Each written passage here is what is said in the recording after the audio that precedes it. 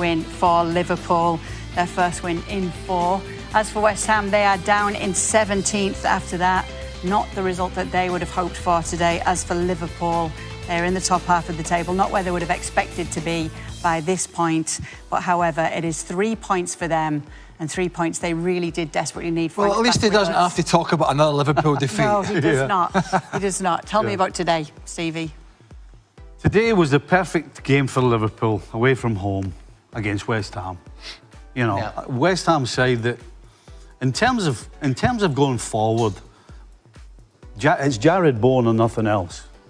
And so it was the perfect game for Liverpool. I mean, the fact that Alisson didn't have any saves to make, the fact that it's a clean sheet. I mean, every stat you want to listen to was there. That if you look at it on paper from a defensive point of view, it was fantastic. Never let no chances, no drama. That one little ricochet that went for Bourne at the end. But other than that, Liverpool really were in control of this game. And it was a case of when can they score? And for Isak to score, particularly the way he did, Craig said class, absolute class. 125 million, is it, worth of class?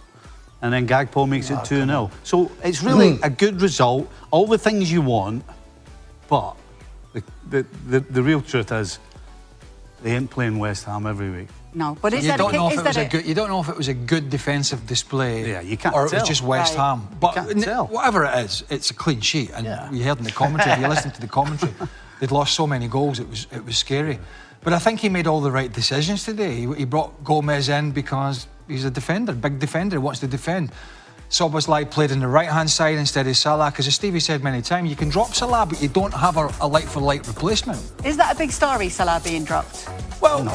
Is anybody surprised? No. I mean, it's a story that is Salah, but nobody's going to go... No, there's nobody batting an eyelid going, hey, Mo Salah was dropped today, because the Liverpool fans probably wanted him dropped.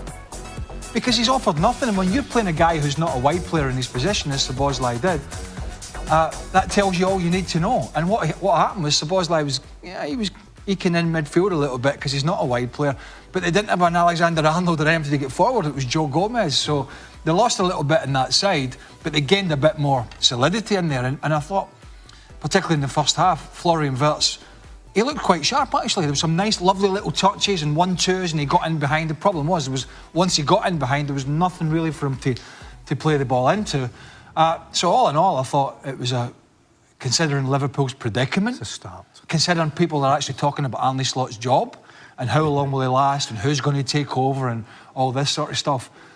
It's a win's a win. But again, it was West Ham, and they're a pretty woeful side, particularly going forward. And the Paquetá thing, he should hang his head in shame. Because, by the way, that referee gave him enough time to step away once he'd booked him.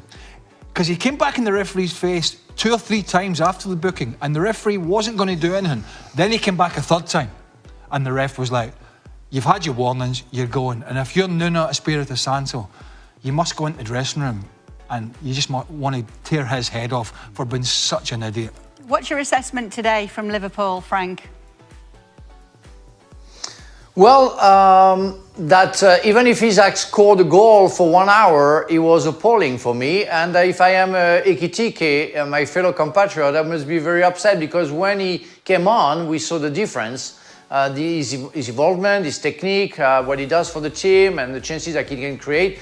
I would be very upset because, you know, okay, my price tag is less than Isak, but my performances are better. So Isak scored, yeah, good.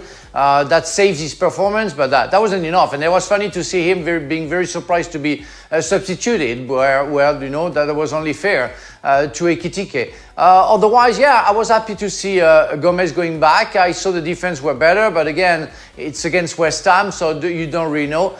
And I agree with Craig. I think Fabian Wirtz is getting there. I'm pretty sure he's going to bring something. That guy has so much talent. You can see every time he touches the ball, there is something special is going to happen. And one day he's going to know how to play the Liverpool music, and he's going to be very, very, very good. And again, about Paquetá, I'm very sorry, but Paquetá, I think it's like he's saying to the referee, give me the red card, give me, you already gave me yellow card, show me if you have the guts to give me the red card. That guy, I'm sorry, he has so much talent, he's a great player, but he likes to argue with opponents, referees, and he goes too far, and the club should, or the Hammers fans should tell him something. Shut up, play, just show your talent. That was crazy. He killed the infinite chances maybe to Hammers to come back in that game. He killed them. For Florian Wirtz, was it his best display in a Liverpool shirt? We'll set a really low bar here, let's be honest. The fact that we're actually pulling out things to say nice things about Wirtz tells you that we want him to do well. And yes, today he got in positions where he was just a little bit off from being great. You know, he should have scored, but he didn't. But we'll praise him for getting there and being part of the build-up. He's part of the build-up for the goal. He had another couple of little good passes and touches. But the fact that we're sitting here going, well, he was better today, that tells you how poor he's been and what his contribution's been. But it's the same as the result, it's the same as the performance, it's a start for Wirtz. And in terms of the Joe Gomez situation, the only reason Joe Gomez hasn't started before is because he's been injured. He hasn't been fit enough. Because Conor Bradley can't stay fit, Frimpong can't stay fit. Frimpong's a hybrid anyway. He's not really a fullback, he's not really a winger. So Joe Gomez would have been the obvious candidate to sit in at right back, but he hasn't been able to. But today, he was solid, but again, one game. It's a good job he's got your mate in the team, Szoboszlai. It is. He's played right back, he'll play anywhere in the middle of the park, he's played a little wider on the right today, because he could have put Wirtz out there. But he's gone, no, he's like, well, you go and do a job for me there, and I want to get Florian Wirtz in that more central role. So, you know, players like him are worth their weight in gold. You know, he's captain of Hungary and all that sort of stuff, and, you know, he works hard and he's a good passer, he's a good all-round player. But you need people like that when you're... The problem is, what does he do going forward? You know, in the next few games, Slot, does he stick with that? Or is Mo Salah knocking on his door? Because you've got a guy who's not played well, you've benched him, but do you continue to bench him? Because you're not, as Stevie said, playing West Ham every week and you're paying him a king's ransom. So what... He has to.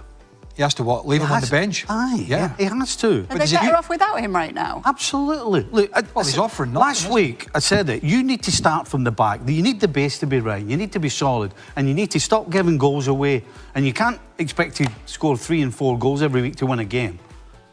And so if he goes back and breaks that shape up, at least defensively, they were solid. Because it's always like, OK, he wasn't standing way out wide the way Mo does and just stands there and waits for the ball. He's getting involved, he's getting back inside, he's helping his full-back. So the whole shape defensively was miles better. And they're not going to get any better if they just all of a sudden go back to what they were doing and then teams start streaming through them again. You've got to look after the base, the solid structure that they had today. Yes, it's against West Ham, but it was a solid structure. There was no real drama. There was no running all over the place. There was no holes. So that's where you got to go from. So if he changes it and brings Mo Salah back against Sunderland, to me, that's a big But mistake. Stevie, had Bowen scored the goal the last minute, it would have been another story. 10 against 11 against West Ham. You draw. It would have been and an it would have injustice, been another crisis. Yeah, it would have been an injustice. I mean, of course, 100% deserve to win the game, and you know, sometimes it goes way, sometimes it goes against you, but you know, it shows you how things change in football so quickly. Because last year we saw Van Dijk was another one with the contract situation, but Mo Salah was the kind of real big story, and it was like, you have to give him the money. You've got to sign him. You can't let him go to Saudi Arabia. You've got to give him this money. You've got to back up the truck, fill his truck up. You've got to give him the money because he's so important. Sure. And then we're not even at Christmas and he's out the side. Yeah.